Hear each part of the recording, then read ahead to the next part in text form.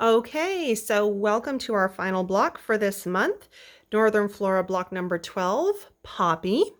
This one's going to go so fast. It's very simple. So I've got our little kit ready to go. This is my sample one. I've got everything ready. So I've cut all my cathedral window appliques. I've got all my applique pieces labeled. I've got my photocopy ready. And I've got my 10.5-inch background square cut. So we're going to jump in. This one's going to go so fast. Go ahead and turn on my light table. And I'm going to take my background and I'm going to line her up with these lines on the bottom and these little short ones on top. Get it on point. Okay, and then we're just going to jump into the instructions here. So first thing, stem 1 and 2 and leaf A. So first, always do them in order. Stems 1 and 2. I'm going to pop our stems out.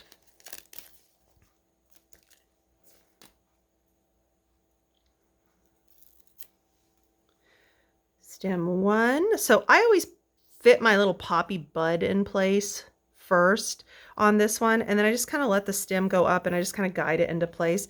I do have a little thread sticking out here, and you really notice the darker threads on light background, so I always try to get rid of those.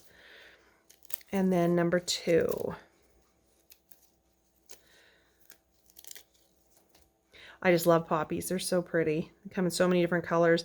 When I was growing up, my mom had like thrown some poppy seeds at the base of a couple of these spruce trees in our yard, and they just popped up there every year. Poppies, that's what they do. They pop up.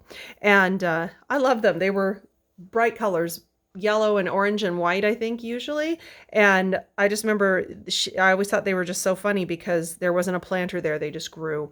And leaf A, let me grab leaf A. And my mom had a lot of planters and stuff too. And I always just liked those flowers because they just kind of grew on their own. And I just thought, oh, they just start growing there. My mom told me at one point, oh, I threw some seeds over there and yeah, they grew. And I thought, oh, you wouldn't give them a planter? They just had to grow on their own, but they did. They came back every year. Okay, so now on to step B, stems 3 and 4.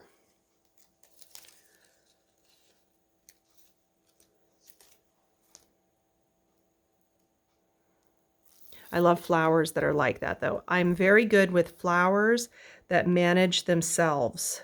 I'm not the greatest gardener. So stem 3, I'm just going to put it under the flower a little bit and bring it down here, and it's going to go underneath the cathedral window applique, but I don't want it to not hit the cathedral window applique, so just a little bit under the flower and make sure it goes all the way down there. And 4. But yeah, so anyhow, I love flowers. I really love wildflowers. I've been trying to get fireweed and lupin and wild roses and stuff to grow around my property because they're the kind of flowers that are great for me because they take care of themselves. I mean, they're wild Alaska flowers. They are tough. They're hardy. All cathedral windows next. And they don't need my help. And that's the best kind of flower for me, is ones that don't really need my help, because I get so busy in the summer that I will forget about them. I won't water things for days. We have not very often hot summers, so they kind of can manage, and a lot of the times the rain can take care of that stuff. But one of the flowers I love to grow are pansies and violas. Violas will actually come back on their own. And this year, well, a few years ago, I had some pots of pansies on my stairs leading up to my front door, and I didn't have them the last couple years, but I've had little pansies and violas growing randomly in my driveway from the seeds. And I told my mom, those are the kind of flowers that are great for me because they're obviously very sturdy. They don't need any help. I didn't plant them there. They're just tough little flowers, and they came up all by themselves. And so I love pansies and violas because most of the time they don't need much of my help. And when I put them in a pot or in a planter, I can forget about them for quite a few days, and then I'll notice that they're all kind of like going like from the heat. And when I see this look, I go, oh geez, when did I water those last? I don't know. We'll give them some water, and they immediately whoop, I'm happy again. So I can't take care of flowers that need me to, pay attention to them, because they probably won't survive.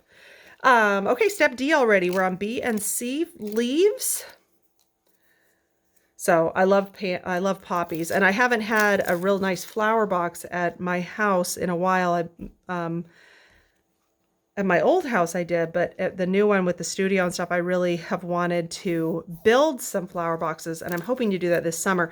And my plan is flowers like poppies and pansies and lilies and things that will, the type of lilies that grow up here too, things that will kind of take care of themselves, and they don't need a lot from me, because if they need too much from me, they're not going to last long. Okay, so finally, we're already on step E, and I've been chatting the whole time. So we're on flowers 1 through 3. Now we're going to do flowers just like always. You do them in like 1A, 1B, 1C, all the way till you finish all the ones, and then you move on to the 2. So we're going to start with 1A, which is this bright orange. Lovely bright orange color. And I have threads. So flower 1 is this big guy up here. 1B is also bright orange. If you have those threads sticking out, which this one seems to want to do that, just snip them off.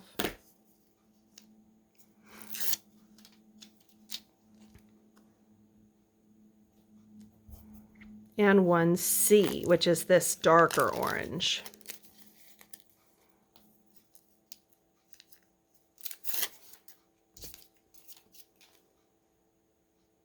Oop, I got a thread. Hang on.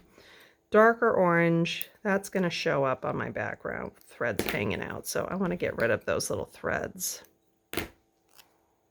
Deal with the orange having all these threads. Okay, and now D is this bright yellow center.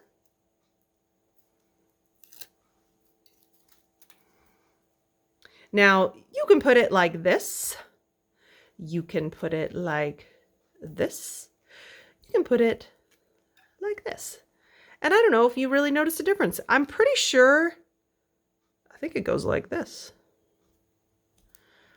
I don't know. I'm not going to bother, like, look at, oh, mine's high. I can see that it's a little higher than it's supposed to, but I think it looks really nice right there, and I'm not going to move it. So I'm just going to leave that there.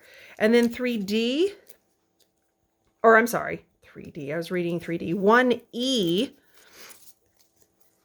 is this little dark green kind of center, and it goes in the middle, and I think it kind of goes like that. There you go. We're done. 1 is done. Let's move on to 2. So 2A. That's this bright orange.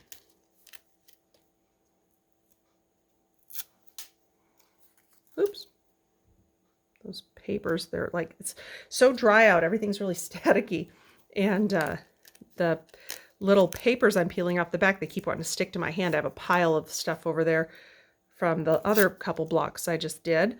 And they're all just one, and when I fling it over there, I'm like, get off my fingers. Okay. B, C is this little yellow bit peeking out. Where is it peeking? It's sort of like over here. I can't see through there. I'm just gonna stick it right there. And to C, D, this would be it.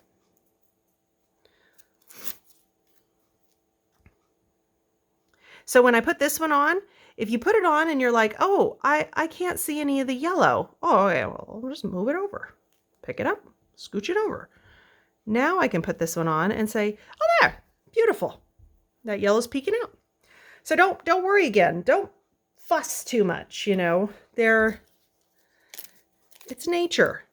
Nature is unique. Everything's unique. Nothing's perfect. That's what makes it awesome. Okay, so, oh, I'm sorry, I'm on to flower 3. So we got 3A, we'll go to 3B. I think I'm going to finish this. If I finish this in the next 25 seconds, we will have done this one in less than 10, or within 10 minutes. I'm going to try to hurry. 3, that's all my yellow.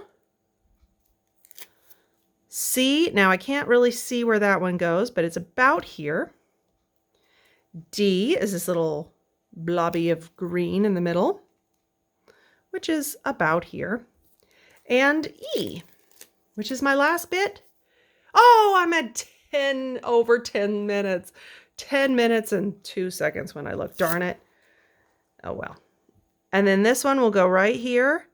And if I had put these somewhere where this was covering it up too much or I didn't like it, I could have always picked this back up and could have lifted up my yellow. Easy. And I could have adjusted it. So, and the green is right on top of the yellow there. So if you lift it up, your green's coming with it, you know. So, and then you can just put it down, put that down. There you go. And we're done. We are done with Poppy. Not in 10 minutes, darn it, but close. And if I hadn't been jibber jabbering, maybe I would have got it done in 10 minutes. I don't know. I kept doing it while I was jibber jabbering. So maybe it would have taken me that extra 30 seconds. Anyhow, so we're finished with Poppy, one of the fastest ones. Next month, the first one we'll do is Daisy, and that one actually probably will go faster. It is so simple. Followed by Raspberry, which is a little more complicated, but still also pretty easy. And then Beach Pea, which is my favorite block, and it has a lot of pieces, but it is so beautiful. It's my favorite one. So that's what we have coming up next month. So to finish this off, again, we're going to do our steaming. We're going to press everything first. Press, press, press with your iron. Make sure your iron's not on a real hot heat. Keep it on a medium to low. Do all your pressing first, then take your iron and do your steaming. Hold it an inch to a half inch above. Blast it with steam for about 5 or 6 seconds, set it right down on that spot for another 8 to 10 seconds, and let the dry heat evaporate all that steam and really fuse everything well. Check the back.